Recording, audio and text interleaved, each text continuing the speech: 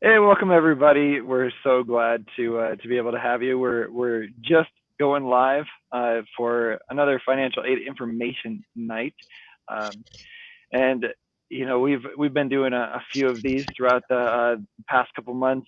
You know, talking about FAFSA, talking about federal loans, grants, things of that matter. Next steps, what you want to do in preparation for college, and looking at budgeting and things like that. And now, just as I've been telling you all, we're jumping into scholarships. And I forgot to introduce myself. I'm Derek Calvert. I work at the with the Montana University system, and I work for a TRIO grant called the Montana Educational Talent Search as well. But we have an expert in the field, Stephen Coop here from Reach Higher, Montana. Uh, Stephen, do you want to maybe share how long you've been with Reach Higher and any other tidbits you'd like about yourself? Sure, yeah. So, as Derek just said, my name's Steve Coop, and I work with Reach Higher Montana. I'm a programs manager with them. Reach Higher is a nonprofit based out of Helena that aims to serve high school, college youth across the state of Montana.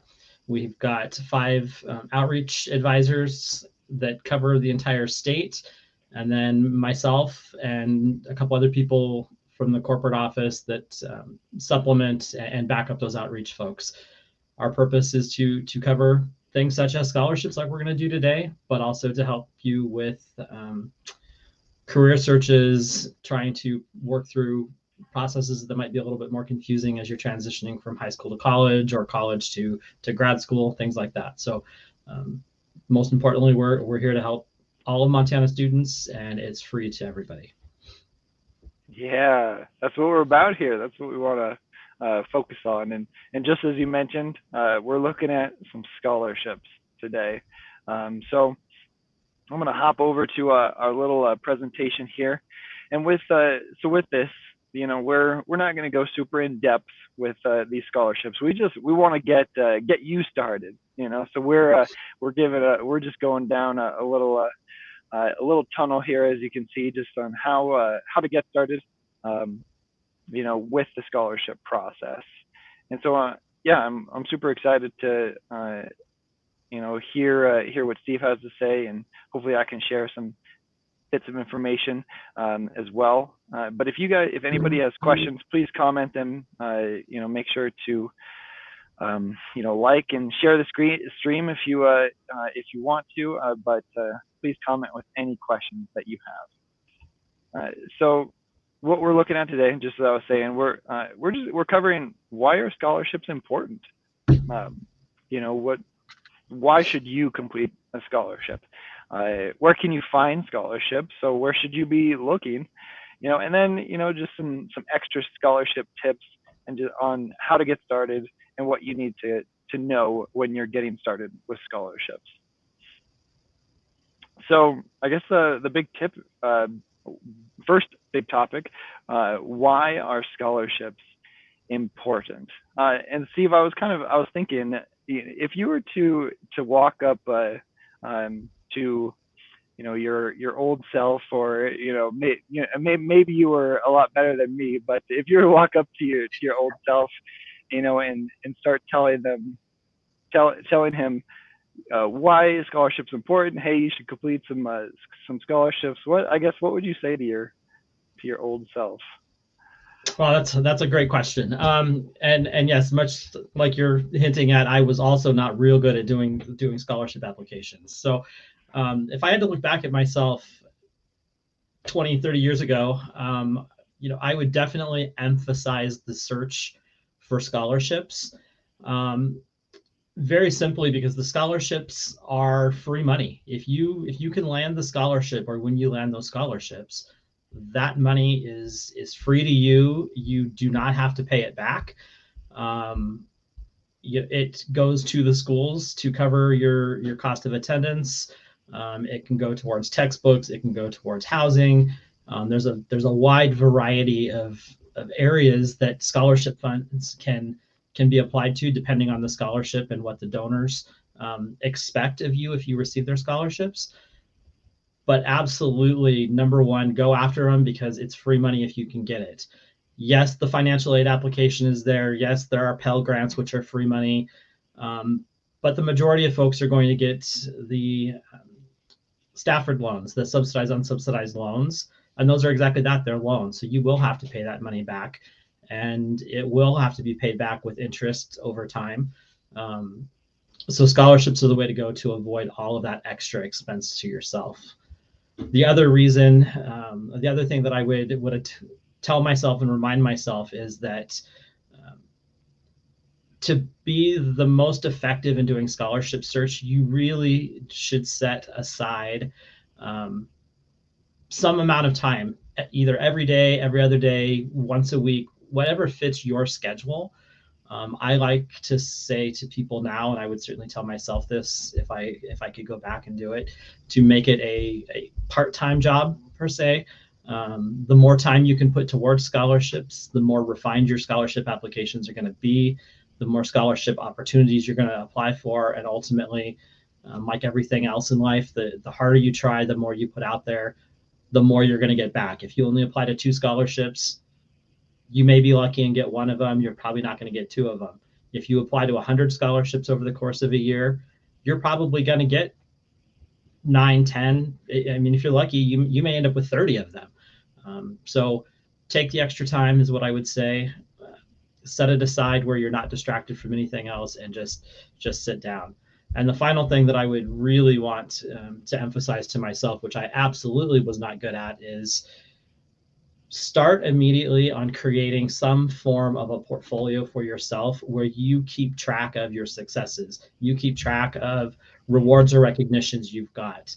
You need to keep track of your community service hours, your work history, people who were important to you, their contact information, how you can get a hold of them, and keep that portfolio or that binder someplace that's handy for you, so that when you find a scholarship you want to apply for, you just go to that binder, you open it up, and chances are, if you've done it really, really well, you're going to have all the information you need in there to crank that application out fairly quickly. I mean, obviously there's an essay, you'll have to take some time on that, but the initial materials that a lot of times people can struggle with, and that cause a lot of people just to set the scholarship aside and never complete it, is the fact that you do really have to look back over time. And it's very important, anything from really 9th grade on, if you're in high school going to college, if you're a college student, things that you did probably your junior and senior year of high school, plus anything you've done in college. Those are key periods to have information to share. Yeah, no, thank you so much, Steve, and I apologize for making that a assumption. I think that so many people don't realize how important scholarships are. Just as you mentioned, scholarships, they're free money, and college is not getting cheaper. So if you're if you're looking to go to college, looking to have to pay, you're gonna have to find a way of how to pay it, whether that is I recommend completing the FAFSA, hopefully getting some grants. There's even some scholarships that require you to complete the FAFSA, need-based scholarships. So yeah, that's a great point. Yeah, I mean, realistically, you're gonna need as much money as possible, and scholarships are a great way to be able to get that. And another thought too, there's just so many scholarships out there that you're mentioned. You can apply to 100 scholarships, apply to as many as you can. But there's so many out there, And I know for myself, when I was younger, I was thinking, oh well, there's probably maybe only a couple scholarships that I could apply for, and so I applied to some, but I really didn't. For one, I didn't give much of an effort, but I didn't apply to many. But there are so many that are out there, and the more that you apply to, just as you said, the higher the chance of being able to get some. Yeah, that's great. Yeah, did you have anything else to add about that, Steve? Yeah, just to touch base real quickly, because you had mentioned how there's so many of them out there. There are a fair amount of scholarships that don't get applicants each year. Over where I'm at in the western part of Montana, I know one particular scholarship that they are continually pushing out because they would like to have 30, 40 applicants for it. And sometimes they don't get a single applicant. So they are out there. And a lot of times, the bigger scholarships, because we're all human, and it's a great way to think that you can spend time on one application for the big money, and if you get it, you're done. But because so many people think that way, don't overlook the smaller valued scholarships. $250 scholarship, if it takes you 30 minutes to apply for and you get it, that's the equivalent of a $500 an hour job. So it's actually really that $250 does matter. And a lot of times they're not nearly as competitive because people overlook the fact that that money does actually go far. Yeah, no, you're so right. And that actually really jumps right into our next topic of where to find scholarships. And you were talking about it, checking locally.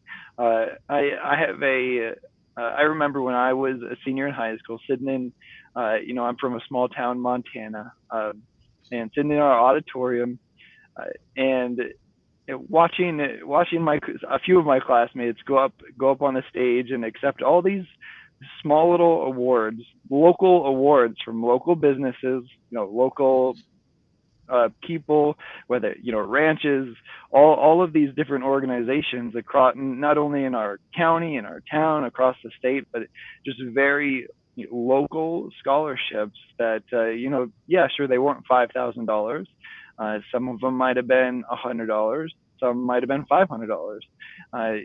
You know, small local scholarships, but I had no idea that those even existed. So another thing I would have told myself is check locally for sure. Yeah, we emphasize a lot through Reach Higher that there's the local scholarships, which, like you were just saying, are the least competitive because they're aimed for just students from a particular high school or from a particular school district, maybe a particular county. So that you have less number of people that can even apply for them just by the demographic that scholarship is for. Then there are some regional scholarships, like the WUI, the Western Undergraduate Exchange Program, is technically a scholarship program, and that's several states that are a part of that. There are institutional scholarships that I think a lot of times get overlooked, and students really need to check with the financial aid offices at the schools they plan to attend. Once you've applied to the college and you've been accepted, usually there will either be a list of individuals you can apply for, or a lot of our colleges have a single application that freshmen can apply or complete, and then it puts them in for a whole myriad of scholarships that range from $500 to $5,000, $20,000 sometimes. It just kind of depends on the institution. And then there's the even larger ones that have the most competition, which are going to be your national scholarships. But Montana students do win those national scholarships as well. So if you feel like you want to take the time to complete them, go for it, because it's bigger money, it's more competition, but you can, as a Montana student, get those. I wanted to take a step back too. You mentioned universities have like lots of different scholarships as well, because that was our second place to look is at the college or university that you're going to, and yeah, I mean there's so many different scholarships. Like I just chose the University of Montana Western. No specific reason. I just wanted to show you each of you this. So with this is you apply, you fill out one application, and it automatically enters you into the various different scholarships that can be found at the University of Montana. Lots of different opportunities there, and this is generally you can find this at every single college. They have different opportunities for their students, because they really do. They want to help you to pay for school.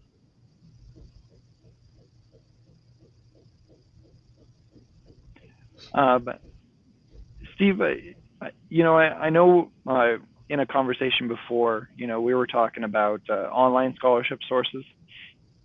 Right.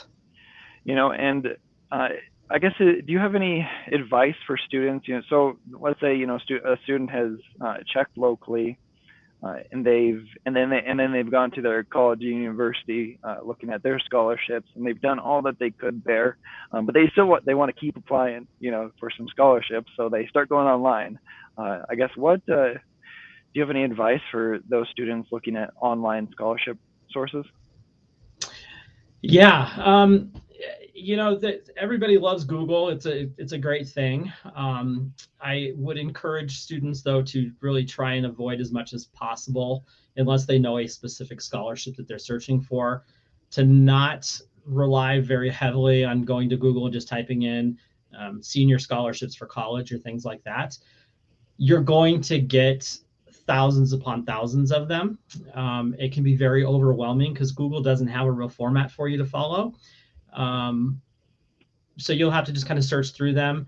The other risk you run out there is, as sad as it is, there are organizations, individuals, entities across the world who will throw scholarships out there that aren't really necessarily out there looking to try and give you the money that they say they're going to. They're just trying to collect information so that they can continue to spam you with their information. They can make money off of your information by selling it to other organizations.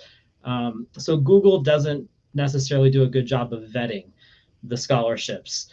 What I would more suggest that students do if they're wanting to look at wider scholarships, and I'm not shameless, so I'll throw our organization out there.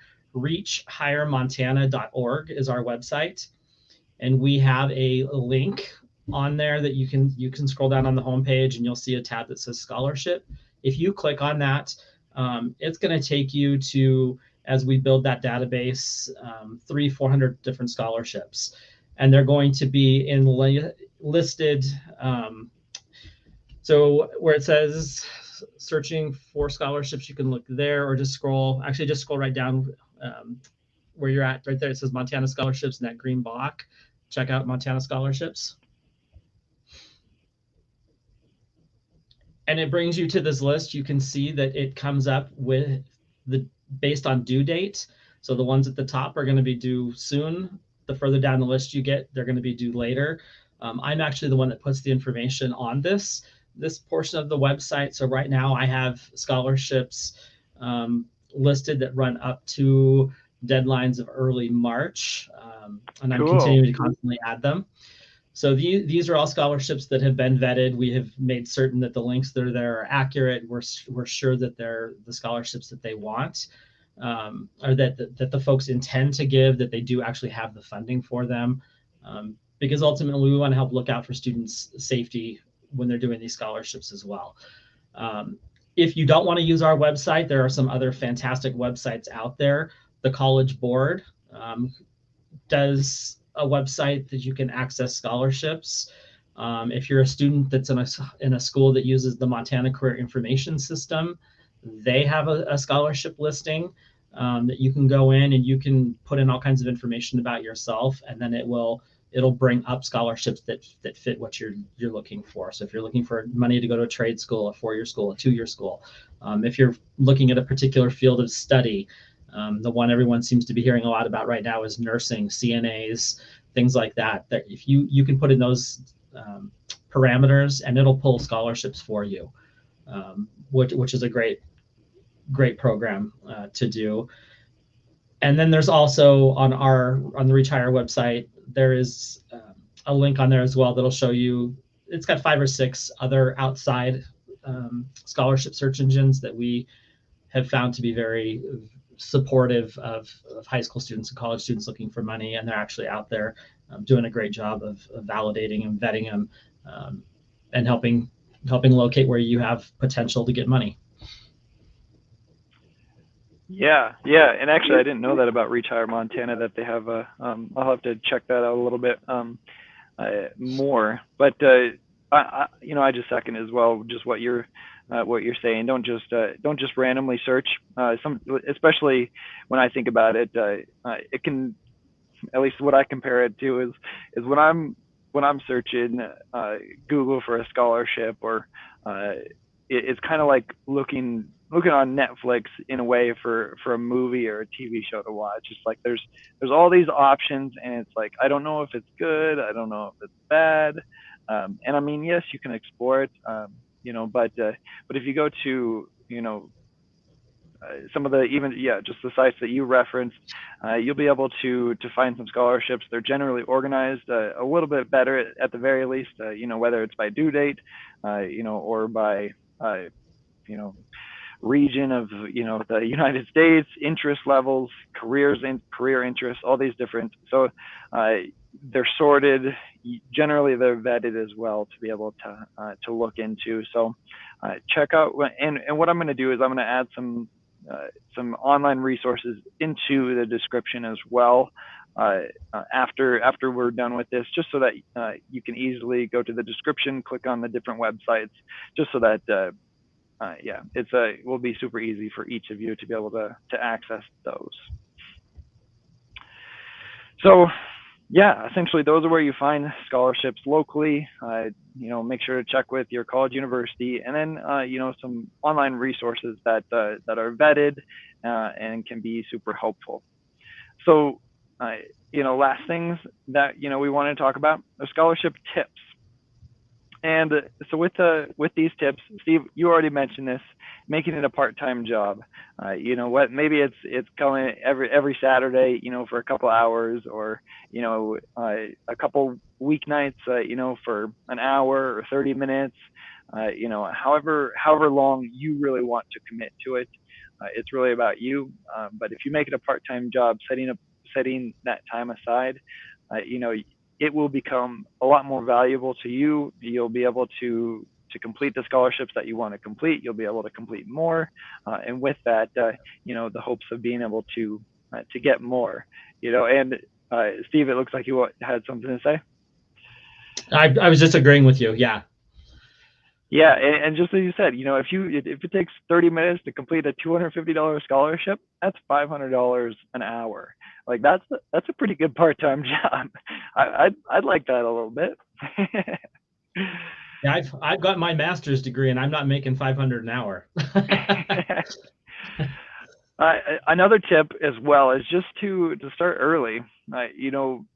Just as Steve was saying, with Retire Montana, they have these due dates set out, and you have some time to complete some scholarships. Like you might have a month or two to complete a scholarship from the time it's released to the time that the deadline for it to be. But if you're anything like me, it's easy to wait until the last minute to complete it. But we really recommend starting early, because when it comes down to it, for one, it just helps you to actually complete it. Sometimes there's recommendations that need to be asked, like letters of recommendation that you want to ask some people for in order to submit for the scholarship. Maybe there's an essay that you have to write, and it's going to take some time to write to make sure that it's exactly how you want it to be. So starting early is going to be essential in your scholarship journey when completing and applying for scholarships. This is something as well, and I actually saw this on the Retire Montana scholarship page, because they have lots of tips as well. But especially when writing an essay or applying for a scholarship, making it personal. Steve, can you maybe talk about that a little bit? Sure. Yeah. When it comes to the essays, really, if you want your essay to stand out, because honestly, a lot of the scholarship essay prompts, it's going to be something similar to, why is this scholarship going to benefit you? How is it going to benefit you? Or talk to us about a challenge you've overcome. What's been something you're really proud of? They're all personal questions. And so I'm going to go with the easy one to pick on here, but the one that's why is this? How is the scholarship going to help you? It's real easy to do a quick, short response that says something to the effect of, well, college is expensive, and so this is money that's going to help me pay for school. That's great, but that isn't going to pop to a reader, because that's why everyone's applying for them. They're all applying for them to get that money to help pay for school. That's that's just kind of understood in the process of you completing an application for a scholarship. But what you want to do is you want to take what is a seemingly simple or mundane question and put some thought into it. Really put yourself out there, because honestly, in a scholarship application, the only way that the donors or the committees who are going to review those applications are going to get to know you is through your statements. They're through your personal statements, they're through your essay responses. So if you can bring yourself into your responses, what I like to tell students to do is try and start it off with a challenge that you've had, and then develop your essay around the challenge that you had. And then rather than doing like a traditional school essay where you somewhat repeat your thesis statement at the end in a essay for a scholarship, you want to really end your essay in a different direction than you started. So if you start it with a challenge that you've had or a problem that you've had, make sure you end it with what have you learned about yourself from that, and how are you going to move forward? Because when scholarship committees are reviewing these things, if they can see that you know you're not perfect, that you're willing to be open about struggles that you've had, challenges, barriers, hurdles, whatever word you want to put in there, and you can demonstrate that rather than sit back and dwell on that, you can actually look at that opportunity or that experience that you had and make it into a positive, it then shows people that review the scholarships that you've got what it's going to take to be a successful college student, because college isn't going to be easy all the time. There might be some classes that are, but you're going to have some classes that are hard. You're going to have some group work in some classes that maybe you don't get the best grouping of students because a teacher assigns students to groups or something. Those are going to be challenges that are just going to be naturally part of not just your college, but even in the workforce as you move on. There's always going to be something in there. So if you can demonstrate through a personal response how you take something that might seem like a negative and really make it into a positive, that's how your essays really stand out, especially if you're in amongst 30, 40, 50 other candidates. Does that answer your question? Definitely. Yeah, no, that answers my question very clearly. I mean, making it personal is just it separates you from amongst the herd. It makes it very very key to applying for scholarships. You mentioned this before, getting organized, so that I recommend prioritizing scholarships that you want to make sure that you get done. So prioritizing scholarships, making a list of all the scholarships, everything that you need to be able to submit it, and to be able to to hopefully get the award, so making sure that you have all the mandatory requirements. If there's any extra things, so you received the award, okay, what do you have to do in order to keep it? Do you have to keep reapplying for it? So being organized in that way, and then just being able to keep track of it, so that you can hopefully keep getting more scholarships. And on that same note, make sure you're tracking them when you're getting them, because a lot of them you're going to have to provide an enrollment verification of some form to whoever you got that scholarship from. So if you forget to do that, a lot of times they're not going to send you a reminder. They're going to let you know you've won the money. They're going to tell you up front what you need to do, and they're going to expect you to remember to do that stuff. So that's a great thing, because if you don't provide the information they need, you're not going to end up getting the scholarship that you had won. Especially if you're, I was going to say, especially if you're applying for 100 scholarships and get 30 scholarships. Yeah. Yep. And then you mentioned this before too, being cautious of scams, because, we know it. We get scam calls, scam text, all the above, of course, there's going to be scam scholarships, just trying to get your information. So just be cautious of that, making sure that you look into, okay, is this legit? Do they really need my bank account information, or what information do they need, especially if you're looking at all these other scholarships.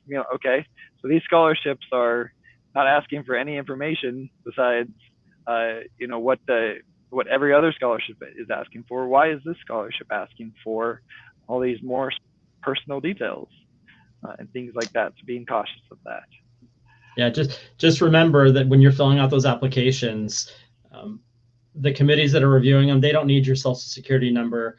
They don't need your birth date. They don't need your bank account number.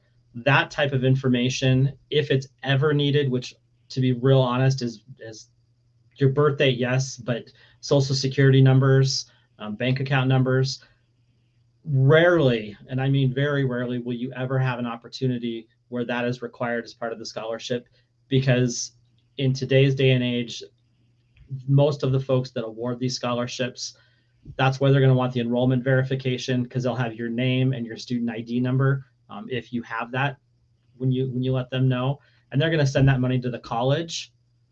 They're not going to put it into your bank account. They're not personally going to send you a tax statement. That all gets handled through the financial aid cashier's offices at the university. So those are big red flags. Or the scholarships that say, if you pay us this amount of money, we guarantee you this amount of money. Again, if it's a scholarship, it can't be guaranteed. They're competitive. So just watch for those red herrings that are in there and flags that pop up. If it seems too good to be true, it probably is. And certainly if you encounter something like that you're questioning, reach out to myself, one of the Retire Montana advisors, reach out to a TRIO advisor, somebody in financial aid at a university. There's a lot of folks out there that can help you evaluate if something is off from what it should be. Yeah, yes, for sure. So be cautious just when you're getting started. And then, last tip, expect not to receive every scholarship. And this is more of just like take a step back, be real, so that when you apply for a scholarship and don't get it, that you're not let down that you're able to realize, okay, hey, I didn't get this one, but I have 10 other scholarship applications out there. Hopefully I'll get a few of those, and so don't expect to receive every scholarship that you're applying for. Yeah, and remember that if you do get a rejection letter, it by no means is a judgment upon you and your character. Don't take that as a letter that's telling you you're not good enough for scholarships. It just means that in that one instance, you didn't have exactly what they were looking for. That's all that means. That doesn't mean that the next person or the next application that you fill out, you're not going to hit 100% of. So it's not to be taken to heart if you don't get some, because it's just the nature of applying for them. They're competitive, and you'll get some and you won't get some. Yeah, I mean, there's so many scholarships out there. There's definitely some scholarships for you. So keep that in mind. Like I said, I'm going to add some resources into the description so that you can check them out. We have at the Montana University system a scholarship toolkit, which provides some more tips, but as well has a little organization tool that you can use in order to organize your scholarships. Retire Montana, the MCIS scholarship website that we talked about. So I'll add each of those links so that you can check those out. And hopefully they can help you out a little bit, and hopefully just help you get started in completing some scholarship apps.